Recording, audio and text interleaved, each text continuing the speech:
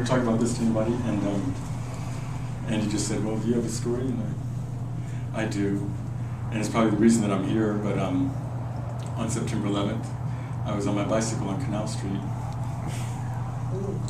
And I had heard on the news, I had a doctor's appointment down there, and I heard on the news a plane had flown into the World Trade Center. It never occurred to me that there was anything diabolical associated with it. And I went to my appointment, and years ago, a plane flew into the Empire State Building, and we've all seen those pictures, and that's what I pictured in my mind. A little biplane has clipped the corner or something. And when I came out of my doctor's appointment, it just seemed like ghosts walking down the street, because there were people with briefcases and handbags, and there's daily work sort of attire, but they were completely gray, covered in head to toe with dust. And I looked down from Canal Street, I looked down Broadway, Old Broadway, and it was just a cloud of gray, and someone said that the towers had fallen down.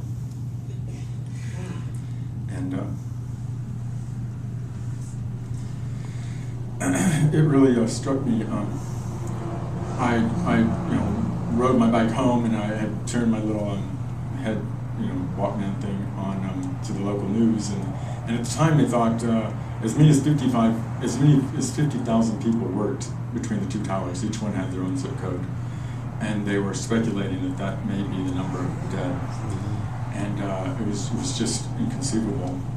And then over the next few days, I hightailed it to my apartment, which is on 45th Street, and closed the windows and everything, because by then smoke was sort of drifting everywhere, and even that far away. And I was sort of holed up in there for the next few days, because everything stopped in the city. The Broadway shows stopped, and the subway stopped, and the buses stopped, everything. It was just eerily quiet, but sirens everywhere. And it's still to this day, it's just, I don't know if they knew how diabolical it all appeared, but the World Trade Center, it made an 11. Right. Like September 11th. Right. And the day it was 9/11, like the emergency code 911. Right. And they used our own planes filled with our own jet fuel to fly into our own buildings. I mean, it was so diabolical in every way, so evil. I just couldn't imagine that they could have planned it. I just wondered how much was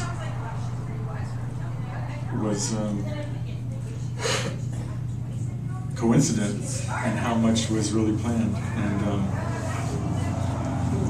we'll never know, but it was certainly I didn't realize at the time, but it was the reason that I left there to come here. And since then, obviously, it affects me a great deal. And so thanks for letting me share about it, because Thank you. it's important.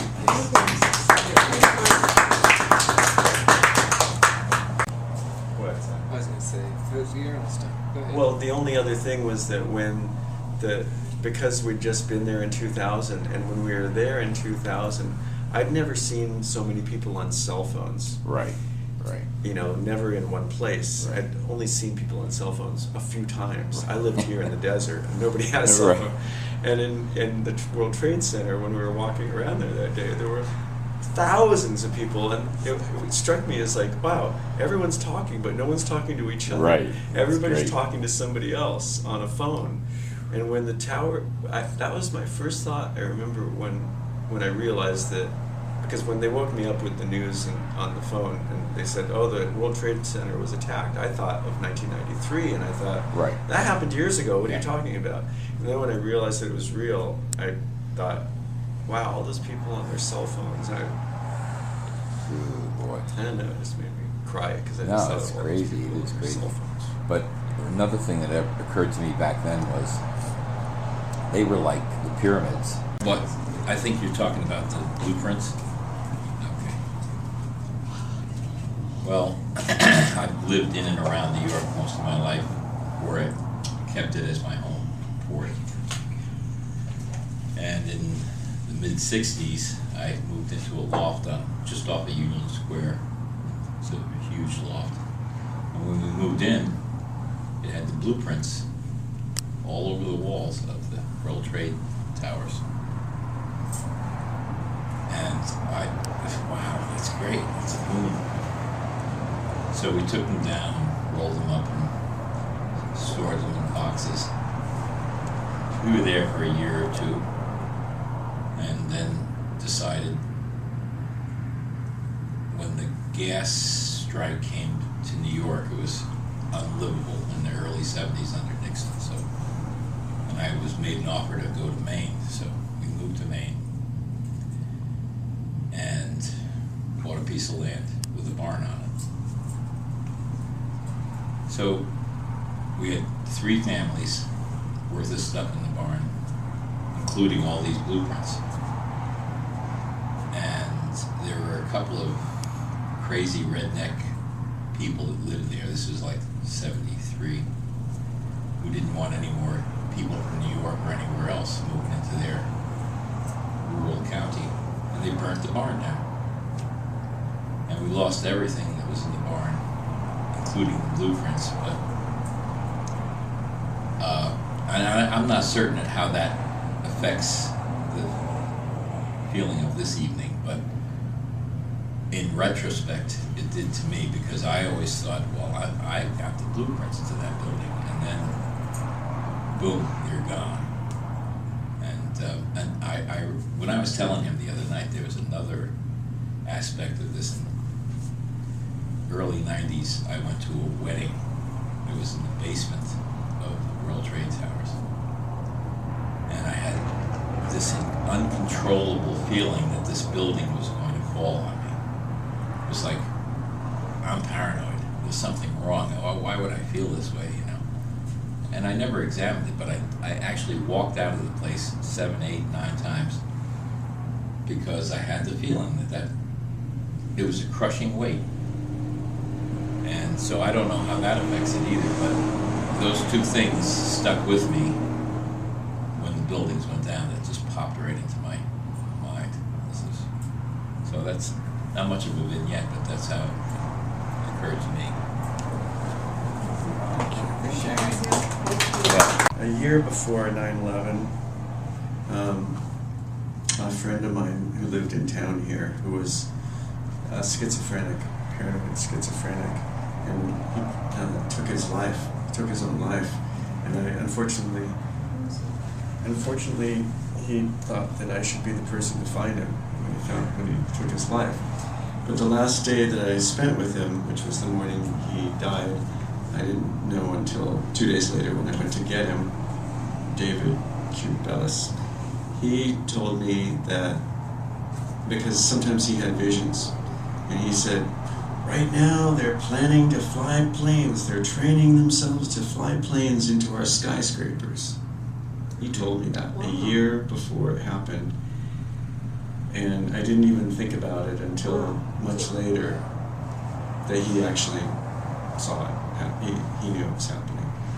But the night before, I've written about this, and you may have heard or read the story, but the night before 9/11, I had been in Los Angeles that day with Elia, my partner, my girlfriend at the time, and she had stayed in LA to look for a car, and I had come back. There was an earthquake in Los Angeles that day on the 10th, and it was centered under the Beverly Center, as a matter of fact. And I came home that night, and I wrote this song. Let me just turn this up. Okay. And I wrote this song, and I'm just gonna play it for you.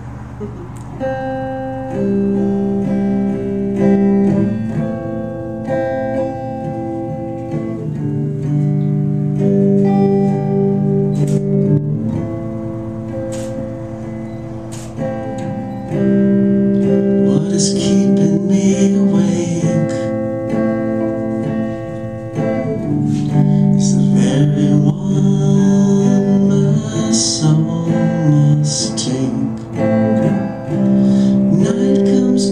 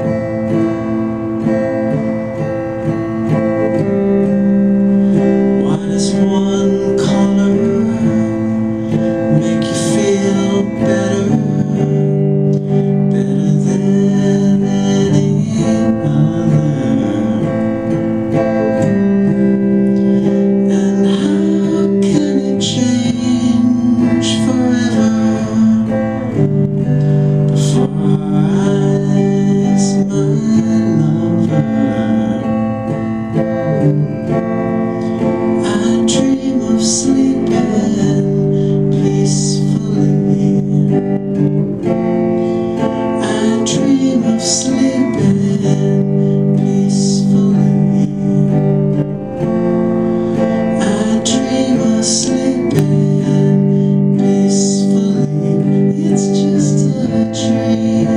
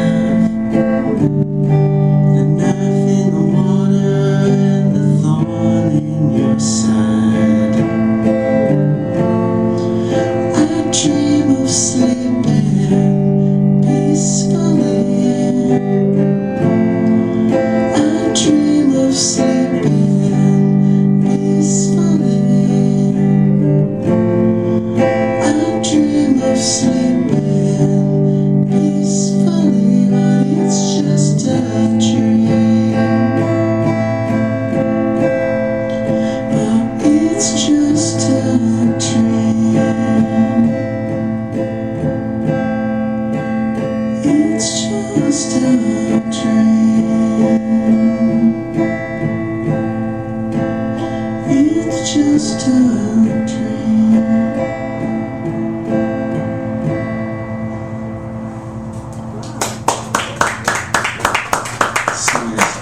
That song is 10 years old tonight. Wow. I never It's a heard the good song. backstory on that song. That's great. Okay, thanks. Thanks for letting me sing it on its